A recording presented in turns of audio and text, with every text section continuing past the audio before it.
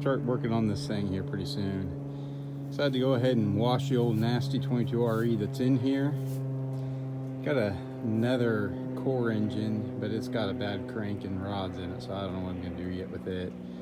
But right now I think I'm going to build a fresh engine to put in here, because I want to start taking this thing on adventure style trips, like with my friends, and for some reason I can weasel back to Ultimate Adventure. I'd like to take it. But a little bit about it, in case anybody wanted to know, it's a 1993 Toyota pickup. It's my son's truck. He's 14 now. I got the truck when he was 8, and it was basically a stock 93 truck. Well, I had a lift kit on the IFS, and I had 529s in it and all that, but we skipped the whole Toyota front solid axle swap and went straight to tons. So the axles that are under it is just like Fred Williams' clampy. It has a Dana 70 out of a Dodge tug truck with 717s, 35 spline shafts, and a Detroit locker. It's kind of wide, 72-inch wheel mount surface.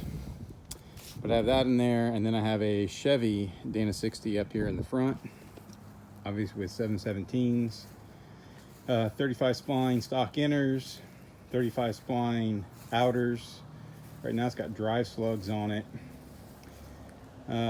Has a Spartan locker in the factory open carrier, and it's currently 3-linked with coil springs for a V8 ZJ, Grand Cherokee, and then 14-inch travel, just shocks, actually rear shocks for a 99 to 0405 Super Duty rear shocks, F350 4-wheel drive. They're 14-inch travel. Just so you know, if you ever wanted a 14-inch travel off-the-shelf shock. So has 3-linked hydro assist. The factory steering box is just rotated flat. You can see the extra holes in the frame. Basically, I rotated on that top, rotated down, use a flat pitman arm. That's how I got it far enough forward to clear the track bar and everything else, because the axle is pushed forward in this truck. When I first built it, it was on YJ leafs. Matter of fact, there's part of the original hanger for the YJ setup. I just chopped it off when I 3-linked it real quick. So that was the original setup. Front axle is about 5 inches farther forward. Rear axle is 1 inch farther back. They're just stock rear leaves with 2 leaves added, and longer rear shackles. So I think from Rough Stuff, they're offset because that's the way these things were, but it's a little bit longer shackle, and like I said, 2 added leaves. So I don't know what kind of lift height that is, but we'll call it 4 inches. I don't know. Bed's been shortened. Did it real easy by sliding it inside of each other and pop riveting it back together in the rear. Had to do it in the front too because of this Hybro Exo cage where the rear bar is behind the cab. So I had to scoot the bed back an inch, or I'm sorry, 2 inches to clear the 1 3/4 tube. And same thing, it's just cut and slid inside of itself. Up close it's pretty obvious. Long ways away, most people think it's a really nice job of shortening the bed, and well, it's pretty simple. Rear, just a simple 2x4 1/4-inch wall piece of tubing for a rear bumper with a pintle hitch. Tail lights, I got tired of busting them out, so I made these real quick out of some 1/8-inch steel. They just wrap around, have nut certs in there.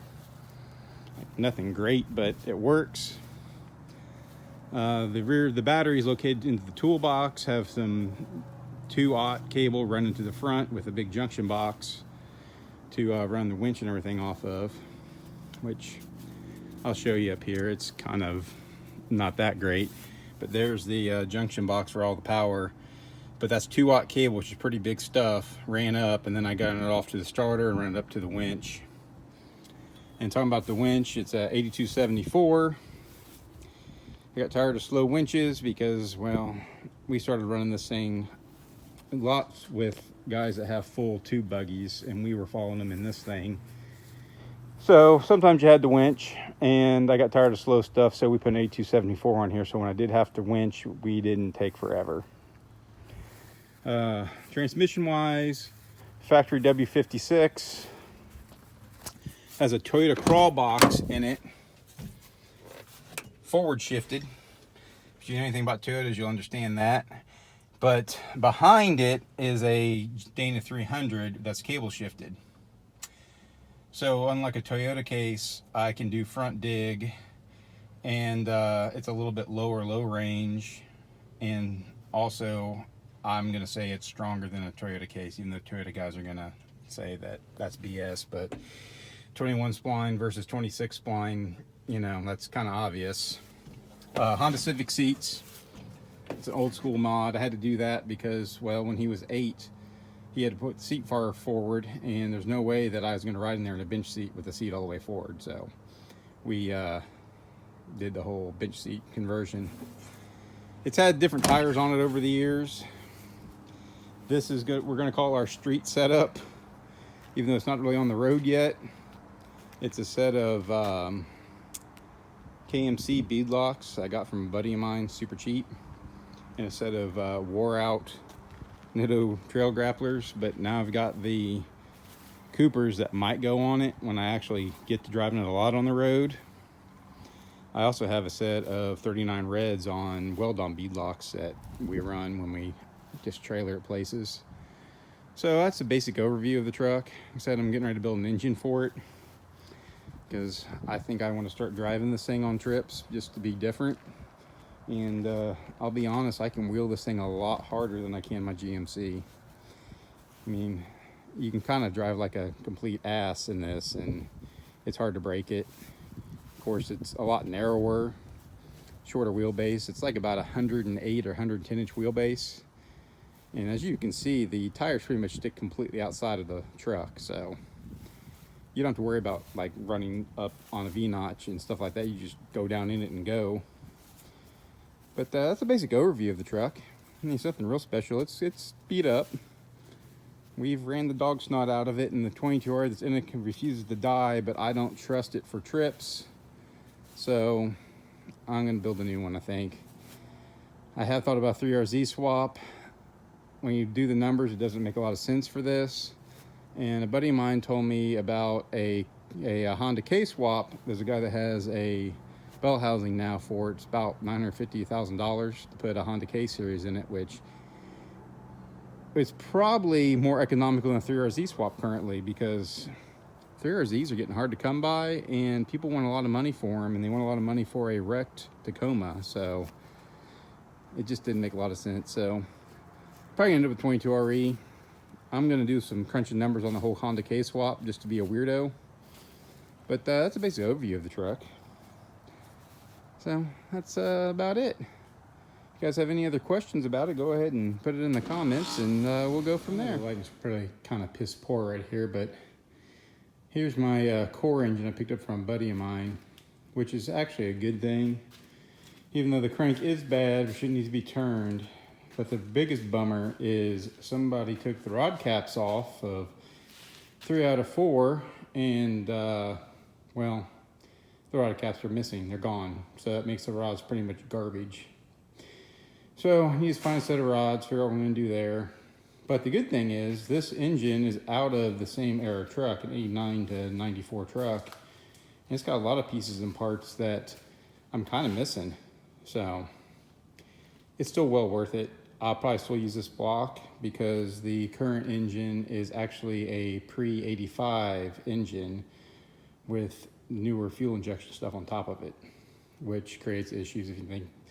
So quick rundown, Toyota World. Pre-85, the block was shorter, head was taller, pistons were made different, and had double row timing chains, so single row, water pumps different, a lot of weird things different. Exhaust ports were different shaped, a lot of weird things like that.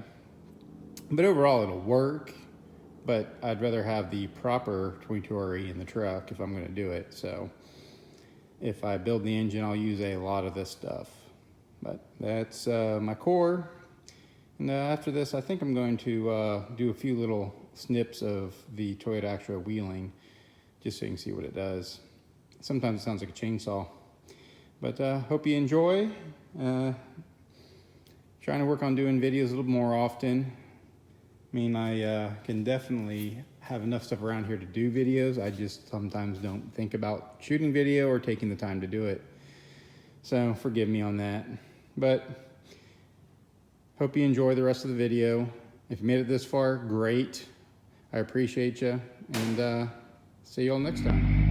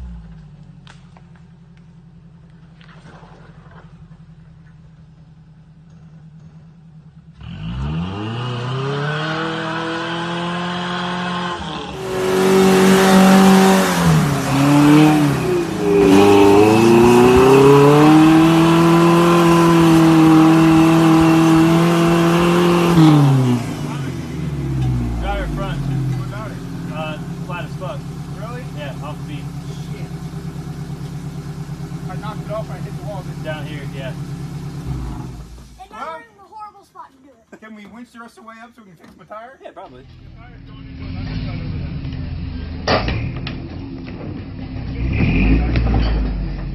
All right, you backed up.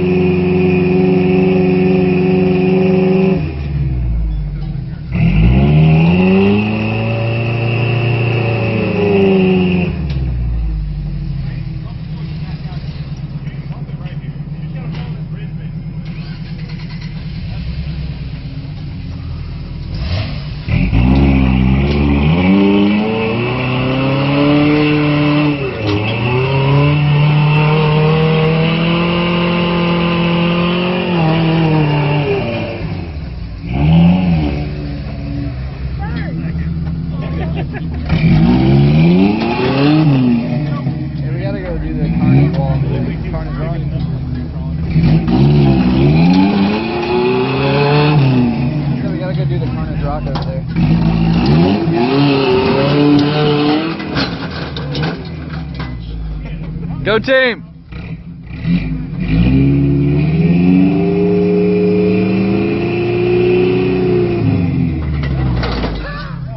Did you hear that dad baseball game?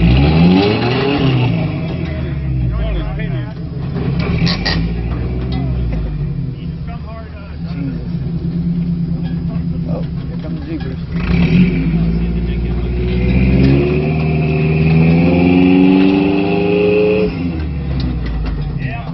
Everything in that truck just sounds violent. Everything, yeah.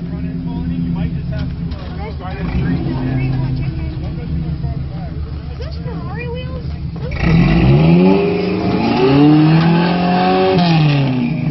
It's AEV.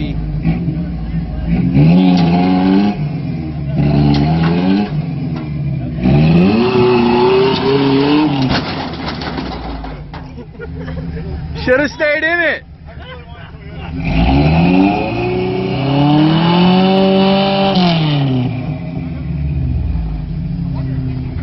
Damn, if you would have stayed in there, you would have had it. Oh, yeah. Back up. It's a hard ditch. I know. It's kind of hard to stay in it. Right there. Hard, guys. Hard. As hard as you can go.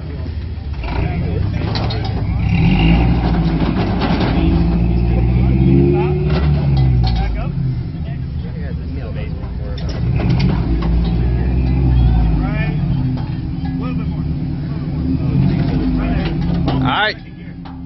Send it.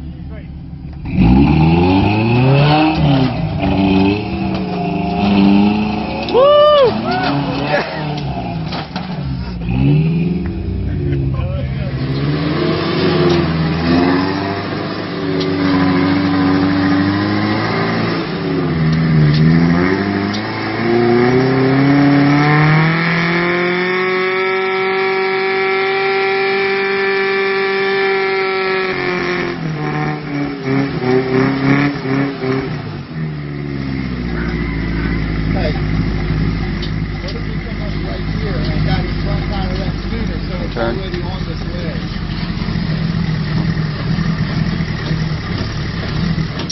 See, they've been doing it right here. See where